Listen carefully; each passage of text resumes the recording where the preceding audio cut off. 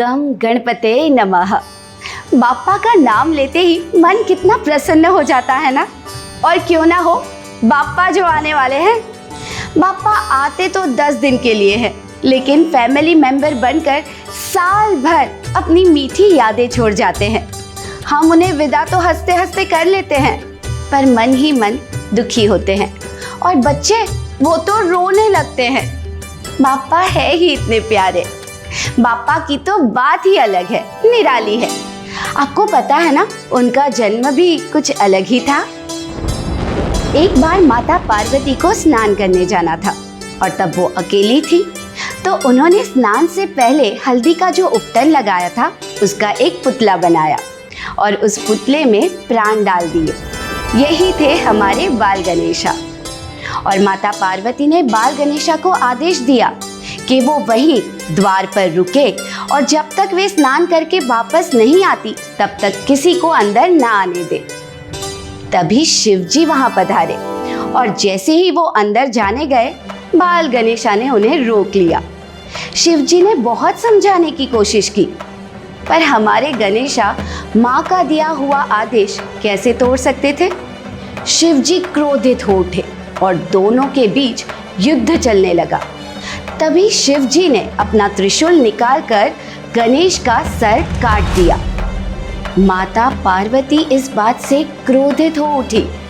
माता पार्वती का क्रोध शांत करने के लिए शिवजी ने एक हाथी का सर गणेश के शरीर पर रखकर उन्हें पुनर्जीवित कर दिया। और इतना ही नहीं, ये भी वचन दिया कि किसी भी मंगल कार्य की शुरुआत अगर गणेश जी के नाम से होगी तो वो कार्य जरूर सफल होगा।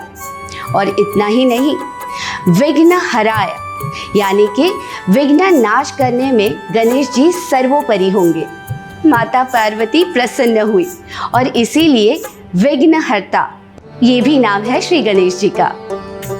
जरा सोचिए, जब शिव जी पहली बार गणेश जी से मिले तब गणेश जी को नहीं पता था कि शिव जी उनके पिता हैं। उनके लिए तो बस माता पार्वती की आज्ञा ही सर्वोपरि थी और इसीलिए वो अपने से बड़े शक्तिशाली शिव जी के साथ युद्ध करने के लिए तैयार हो गए। यही तो है हमारी संस्कृति, जो सबसे पहले बड़ा स्थान माँ को देती है। और सिर्फ माँ ही क्यों, हमारे गणेश जी के लिए तो उनके माता पिता दोनों ही उनके सर्वस्व थे। एक और पौराणिक कथा के अनुसार एक बार देवताओं ने कार्तिकेय और गणेश जी के बीच में एक प्रतियोगिता रखी कि जो सर्वप्रथम पूरे ब्रह्मांड की परिक्रमा करके आएगा वही सर्वश्रेष्ठ कहलाएगा। अब कार्तिकेय तो निकल पड़े अपने वाहन मोर पर बेचारे गणेश जी अपने छोटे से वाहन मूषक पर उनका मुकाबला कैसे कर सकते थे।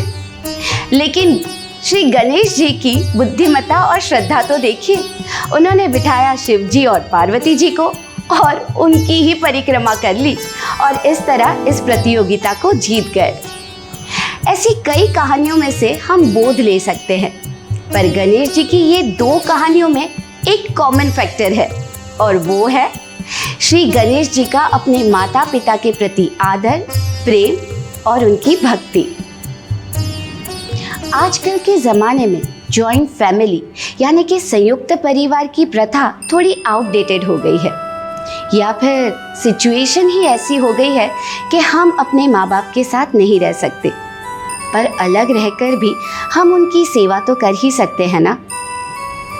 यकीन मानिए, अगर उनका आशीर्वाद सदा हमारे साथ बना रहा तो हमारा जीवन मंगलमय हो जाएगा। हमारी आपसे सिर्फ इतनी ही रिक्वेस्ट है कि आप हमारी चैनल को लाइक, शेयर और सब्सक्राइब कीजिए।